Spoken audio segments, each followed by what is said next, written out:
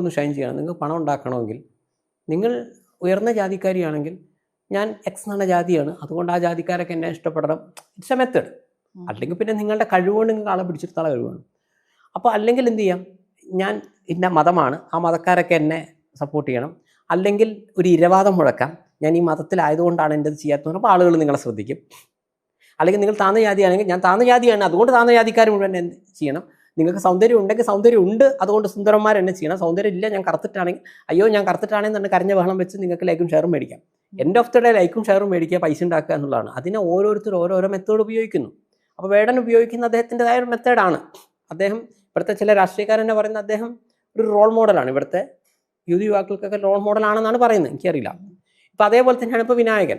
അദ്ദേഹം കുറച്ച് മോശമായിട്ടുള്ള ചില വേർഡ്സ് ഉപയോഗിച്ചുകൊണ്ടുള്ള ഫേസ്ബുക്ക് പോസ്റ്റ് ഇടുകയും പല മരിച്ചവരെ ജീവിച്ചിരിക്കുന്നവർക്കൊക്കെ എതിരെ. അപ്പോൾ ചിലർ കേസ് ഫയൽ ചെയ്തു. അപ്പോൾ അദ്ദേഹം പോലീസ് സ്റ്റേഷനിൽ ചെന്നിട്ട് പറഞ്ഞിരിക്കുന്നത് അത് കവിതയാണ്. അപ്പോൾ കവിതയാണല്ലേ, എന്നാൽ ശരി വിട്ടോ. അപ്പോൾ ഞാൻ മനസ്സിലായിട്ട് ശരി, ഇപ്പോൾ വേടൻ്റെ കവിതകളൊക്കെ പഠിപ്പിക്കുന്നുണ്ട്.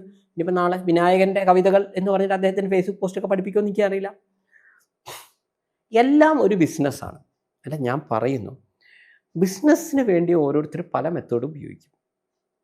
നിങ്ങൾ എന്തിന് ഇതെല്ലാം കാണുന്നു കാണണ്ട എന്നുള്ളത് നിങ്ങൾക്ക് തീരുമാനിക്കാം. ഞാൻ പറയുന്നത് ഇപ്പോൾ സീരിയലുകൾ എൻഡോസൾഫാൻ ആണെന്ന് ഒരു പ്രമുഖ നടൻ പ്രേംകുമാർ പറഞ്ഞായിട്ട്, സിനിമയും അങ്ങനെ തന്നെയാണ്.